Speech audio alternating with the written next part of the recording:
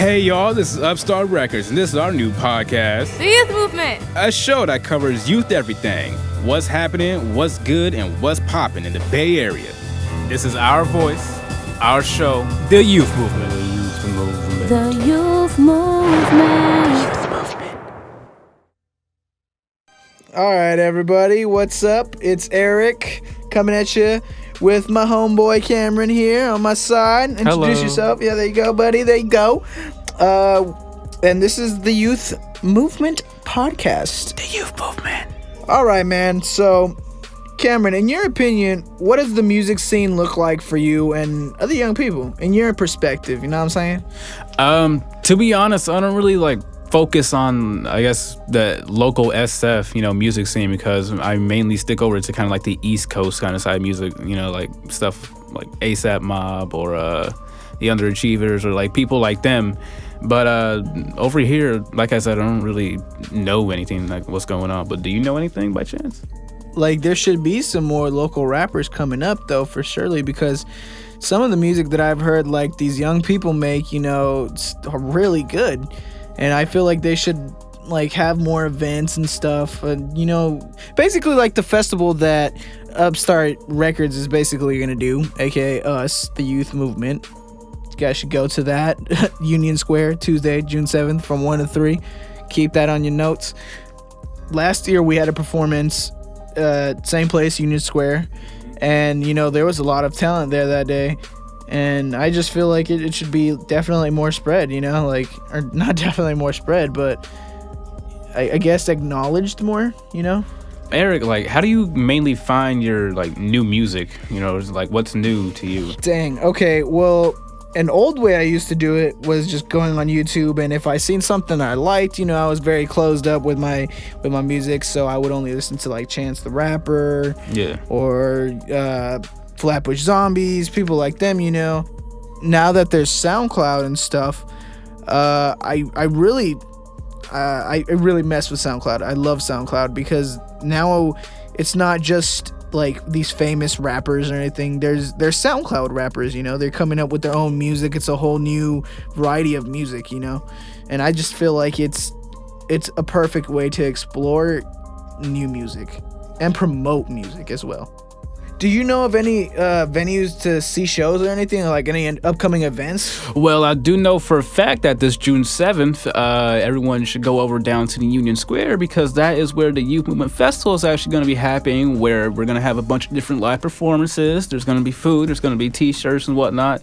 And yeah, that's the main one I can really think of right now. Tight. Yeah. Tight. I will go to that. You know what? I will be there. Yes. You can bet on that.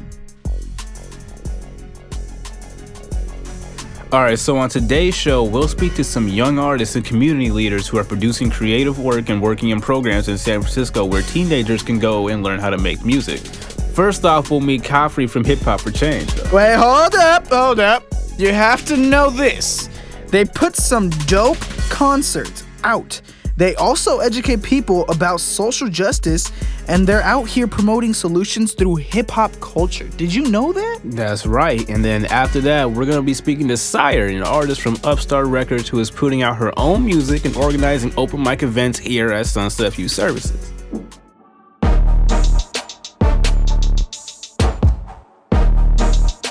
What's your name and where are you from? Well, my name is Khafre J. Local San Francisco resident. I'm from the best part of San Francisco. That's Hunters Point. I don't get it twisted. Born and raised, Palouse, right in between 3rd Street and Lane. So you work for Hip Hop for Change. Where did the idea of Hip Hop for Change come from? It actually came from a number of places. I got a background in activism. I used to run a huge grassroots fundraising organization that, stands on a street corner waving people down, talking about environmental issues and takes donations. But I had an opportunity to go to this event, and this event was a nonprofit that was designed to take people that wanted to do something great, like a fundraising event, and they would get that money to whatever cause that they wanted to funnel to that, 100% without taking any money off the top.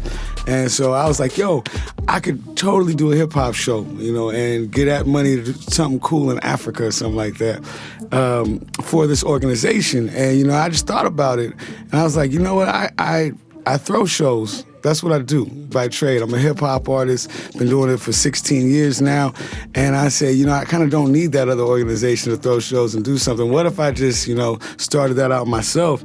And it was the first idea of, getting out there on the street corner, like I've always been steeped in with other organizations that are massive, but for my own community. And that was just a big idea in my head that, I ran with. So, 2 years and 3 months later, actually about 3 years later, because there was a whole lot of time before Hip Hop for Change was official, we got a really great movement going on. So, yeah, that's how I started it out. What was the process in creating Hip Hop for Change? When I first had this idea, a lot of people in society, they're really steeped in this idea that, hey, go get a job, go back to school, go do this, go do that. And I would never say that education is something you shouldn't pursue. And I would never say that, having stability in a job isn't something that's good. But, you either work for somebody else's dreams or you're going to work to build your own dreams. Mm-hmm. And a lot of people will work their fingers to the bone for somebody else's dreams, but they don't have the same faith in themselves. And I've been blessed with a family and friends that have always believed in me and always, said I could do this. So, and even though they said that, when I started trying to make my own nonprofit, my mom was like, go back to school, don't, go get a real job. I was like, Mom, you need to stop telling me this because I'm going to do this, you know what I'm saying? So, I basically got a mixtape together of a bunch of homies and told them I was going to promote them. And I bought a little CD burner that burns 100 stack in about 30 hours. It took my cost of CDs down to about 40 cents. And I stood out on Haight Street. I stood out on 24th and Noe, waving people down, trying to move these mixtapes and talking about, what we're doing. And that's basically taking money to throw shows in the Bay Area community. So was it hard? It's very hard to get up and go to work when you don't have somebody that will fire you if you don't show up on time. It's very hard to get up there and fight for yourself for something that you don't know whether or not it's going to happen.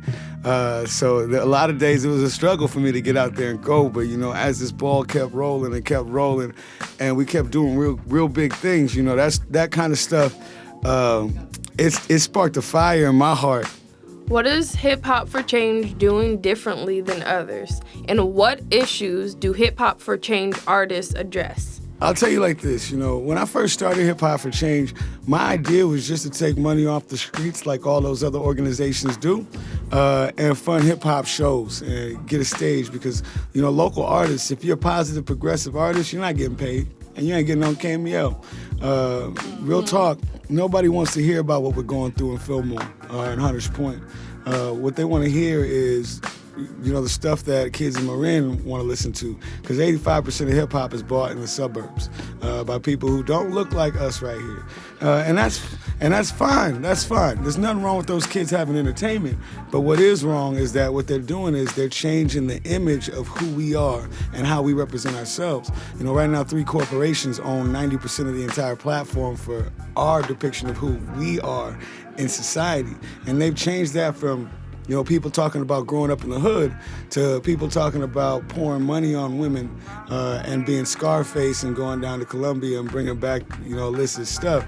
That I'm from Hunters Point. I never seen anybody, making anything rain at all, ever. We ain't never had nothing to do that with. Right. And so, and that's really detrimental, So right now, my biggest thing is that for our young kids, some of which don't know any better, some of which do, but they have this false representation of an ideal that they can never live up to.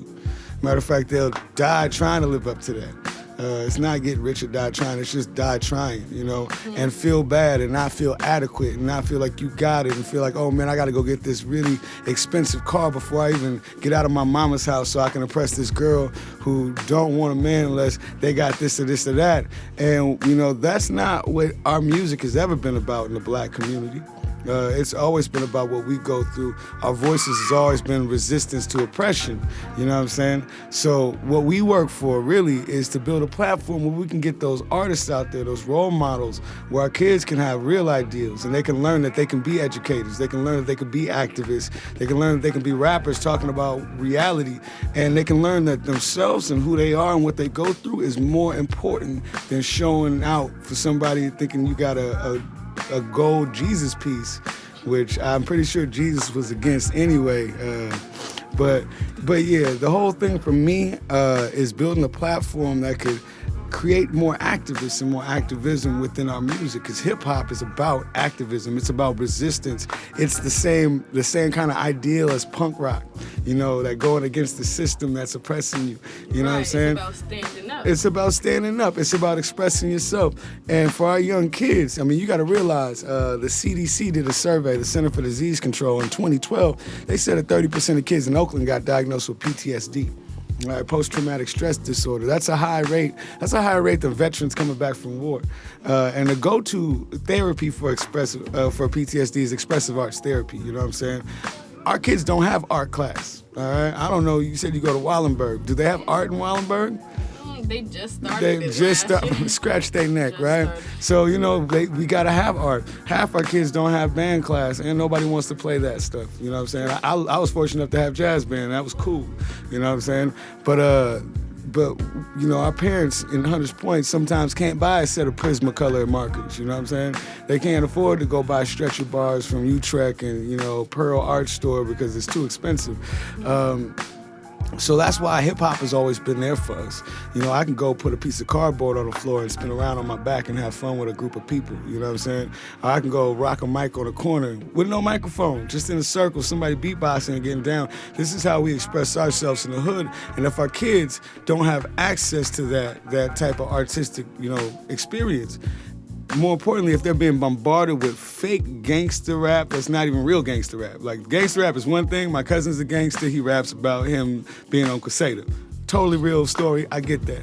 Right. But, you know, Lil Wayne, who's a crackhead, by the way, he is having epileptic seizures on stage because he's doing too much. But, yeah, when these kids have these ideals that are so fake or whatnot, then they're not going to step into that artistic creation. And if they even do, it's not going to be as powerful. So what we're trying to do for Hip Hop for Change is to build up that platform to give kids access to the real culture of hip-hop. How do live events play into the role of Hip Hop for Change? So yeah, I mean, the first program for Hip Hop for Change was throwing the shows and events. Me being a local artist, you know, it'd be great to get paid to, you know, perform and whatnot. And I've got such a big circle of friends that, you know, we work our fingers to the bone and never get paid, you know, to go get on a show. More importantly, we have to pass out flyers when we get on shows because those shows don't have any advertising. So, yeah, the way the show's conceived is the same way everybody does it. You know, the first thing you got to do is you got to get a venue. All right, and those relationships are really important to keep. We've thrown a bunch of shows at the Elbow Room, for example. We got a relationship with them. They'll let us come in and rock. So yeah, I mean, first off, I try to get a date. I usually try to plan 2 months in advance. I get a month of planning, and I get a month of advertising. You know what I'm saying? So 2 months in advance, I get a venue. And then I pick out what kind of show I want it to be. I'll reach out. A lot of the times, since I've been throwing a lot of shows, I just like have people that I haven't gotten on yet, so I'll holler at them. But a show like this Women's Empowerment Show, I'm looking for female body artists that are really politically minded and really feminist, really talking about what a lot of these people need to hear right now. So I got PhD in sociology professor Charity Clay, African-American lady. And when she speaks, we just listen. You know what I'm saying? Like, everybody be quiet, Charity's talking. We got Hazel Rose. We got Dom Jones from Year Up. These are both educators. Yeah, right? So we pick artists that are gonna build a type of environment that we want to create that night. Once we get them on the bill, everything's rolling. It's just time to make a flyer.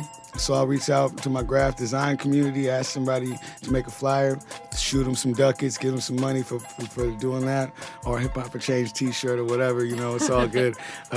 Sometimes, actually for the last one, we threw up a contest on Facebook and people threw their little entries in. We picked one and hooked them up.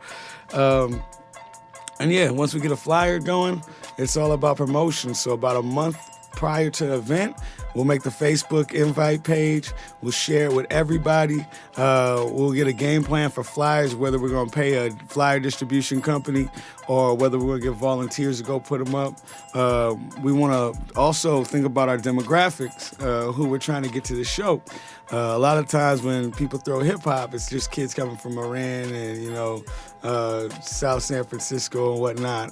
But here, for this women's empowerment show, we're really trying to get a community of people that can't even afford to go to hip-hop shows anyway, or got babies and ain't been to one or whatnot. So not only did we go and pay a company to distribute flyers in all the main places, but we got our volunteer squad together and we went to some of the hoods, in Oakland or whatnot. So we got people walking around Ghost Town, going to put up flyers for a free hip-hop show, Women's Empowerment Day, because we need that. Where can people find out more about Hip Hop for Change? If you're under 18 with parental consent, you can go to hiphopforchange.org. And yeah, just go there. Check us out. We got so much stuff on there. We got all 6 of our programs. We got all the stuff about the MC curriculum with writings for some of the kids who have been there, writings from some of the teachers who have seen it. We have 35 local artists on there with links to all their music, interviews about them, videos. So, a lot of times people don't know who to look for. KMEL ain't gonna tell you who to listen to, you know what I'm saying? So we got a little space on there so people can come see some of the rawest MCs out of the Bay talking about, what goes on in the Bay. We got a radio show on KPOO every Sunday from 12 to 3, 89.5 FM. I get on there and I just talk smack and play local hip-hop, you know what I'm saying? And we got all those shows archived too, so if you go to our website, you can hear past shows. Thank you, man. That was really dope. Everybody tune in at hiphopforchange.org and check out more from Coffrey J and many other artists trying to change hip-hop in the Bay Area. Please stay tuned next after this little break for our other guests.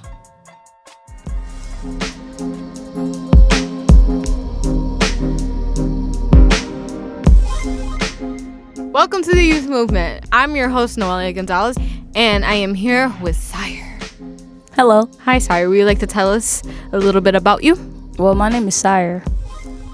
I'm from San Francisco, California. What kind of music do you sing? I do mostly hip-hop and R&B. Do you write your own music most of the time? Yes, all the time. What about your beats? Where do you get your beats? Most of the time I get my beats off of YouTube, especially because I'm not selling any music right now, or I mess with Tony Jazzo. He's a producer, and I'm trying to get a beat with J-Mob. So I wanted to talk about one particular song that is actually out on your new EP on SoundCloud.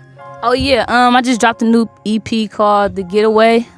Some people think my music means a searching thing, and it's not towards that. What do you mean by that? Okay, so people tend to think that a lot of my music is sexual all the time, but it's not, It's a little deeper than that. What is it then? It's more like about not even relationships, but relationships, So, someone you're in a relationship with but don't have a title. All right. So, the song that I want to talk about is Familia. Yes. That's one of my favorite songs. I actually like that one too, personally. I like the meaning of it. I like kind of how you can just kind of sit back to it and relax. But how did you come up with that song? I don't know. For some reason, at one point I was having a lot of family issues, and I was just being really observant of the people around me, which is my family. And I don't know, I just seen stuff in people that changed a lot. Like one of my first verses, things is changing so much that hurt. Me and my cuddy I grew up with don't even kick it like we used to. Me and my cousin right now, we don't even talk or anything right now because a weird situation occurred. But I don't know. Everything that I speak about within that song comes from an observant point. That's real. So yeah. Is it difficult for your family to hear that type of music and kind of understand and know the way you feel? Are they surprised that you even feel upset about things like that? Honestly, I don't even think any of my family members even heard any of my songs on the EP. Why? I don't know. Are you not as close with them? my sisters and brothers, you know, they've heard some of my music before, but they haven't heard like that song in particular or that EP in general. Do you try to keep your music kind of distant from like family and everything? No. Another question that I wanted to ask you was, actually, I wanted to talk about like a kind of an old one, but it's still sort of recent. Let's talk about Slow. How did you come up with Slow? I don't know. When I got the beat, I just caught a vibe towards it, and I just visioned for some reason, like you know, that beach vibe, that late night like beach vibe, and just, you know, I don't know. I just visioned that, and I came up with the lyrics. That's just whatever I felt is whatever I wrote down. Do you ever write things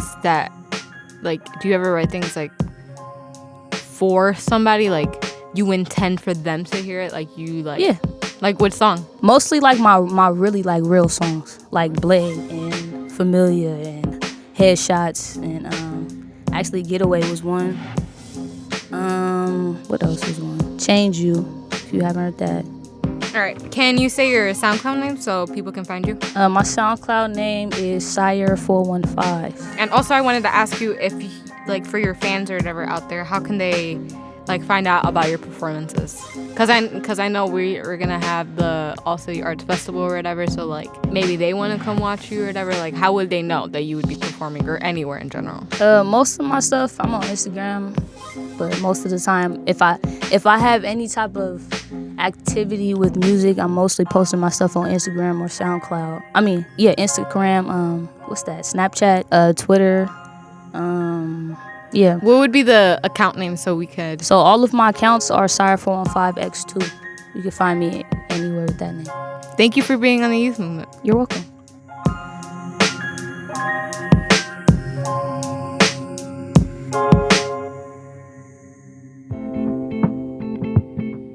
Yeah.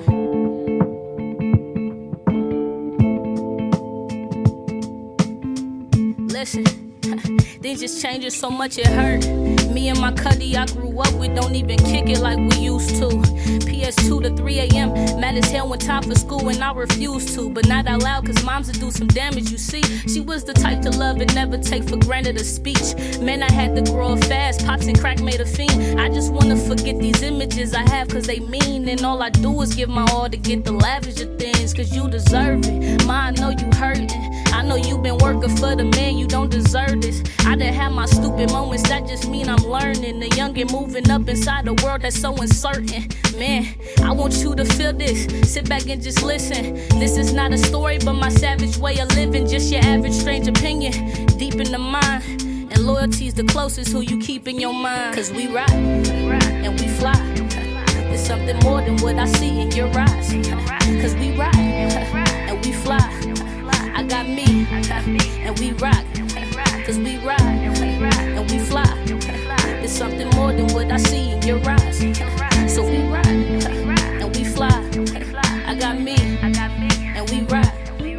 Yeah, and it's getting hungry and it's wallet. I hate it coming home and there's never nothing that's spotted. I always wanted better when I should be satisfied with what I got. Cause others ain't got it no better on they side. And I ain't lying. Practice what you preach so I'm in action, won't deny. Facts is what I speak so my opinion's what I mind. We don't calculate the same equation all the time. So you do you and I do me and that's the vibe. I be on the right, guess I'm on the left if you looking from her side. Wasted all that breath that was based on another lie. Blame it on yourself, our relations been jeopardized. That was time not wasted but taught me about our times.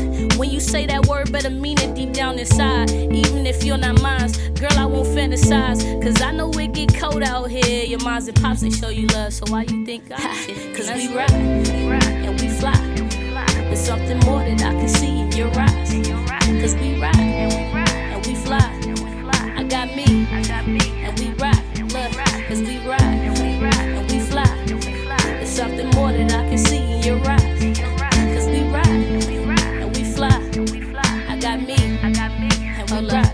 Wait a minute, just listen. Lately I've been so committed to your decision. I figured this was your happiness I was slaving to deal with. But what about me?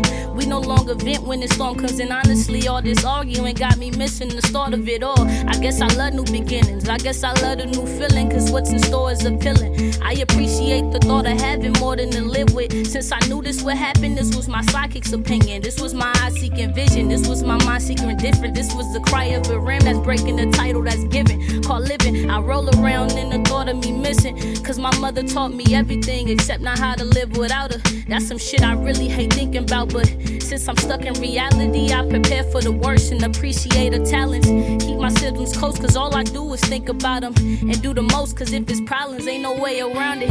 I feel out of relations and start replacing. Commitment's not for me, and routine for me is basic, but I commit to chasing this money, music, and spaceships. First and second place, it don't matter, it ain't the same pick. I really speak different language that body and mind attain with, so please don't judge any statements I make as part of relating. So whenever you are around, I have time to listen to face me. Don't say a word cause you hate me, I just need you to intake this, yeah. And we fly. There's something more that I can see in your eyes. And we ride. And we fly. I got me. And we ride. And we ride. And we fly. There's something more that I can see in your eyes. So we ride. And we fly. I got me. And we ride. So you.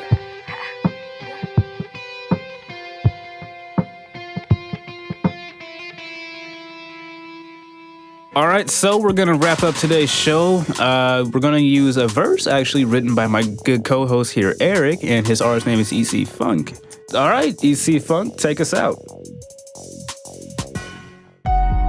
Look, check it, turn my mic up, please. Look, youth empowerment coming at you with a new movement for a new time. Talk about youth minds coming at you with new lines. Talking guns and violence against misogyny, respect for the women cause they winning. Yeah, a young and a young prodigy, call me the youth leader, the best of the best. So different from the rest cause you know I'm so logical, no reason for treason. All legitimate spit to help evolve the youth movement. Come and broadcast this podcast cause it's so lit. Got some funny bits and some real spit. Come and check it out with you, wow. Product of the youth movement. Yeah, I said it's the product of the youth movement. Come and check it out, son. Come and check it out, son. Alright, thank you for listening to this episode of the podcast. We hope you enjoyed hearing from some up-and-coming artists who are out here. You know, shout out to everybody. Thank you for making a change in San Francisco. We really appreciate it, the listeners. And yeah, hope you guys enjoyed the episode. See y'all next time. The Youth Movement is produced by Cameron Collier, Noelia Gonzalez, Wendy Baker, and Eric Cortez. Our theme song was produced by Cameron Collier. This podcast was recorded at Upstart Records, a project of Sunset Youth Services. We are funded by the Department of Children, Youth, and their families in the Youth Empowerment Fund. Special thanks to Evan Anderson for letting us use his beats on the show, and to Nani Chambers, who's inspired the creation of this podcast and is like free pizza at the festival.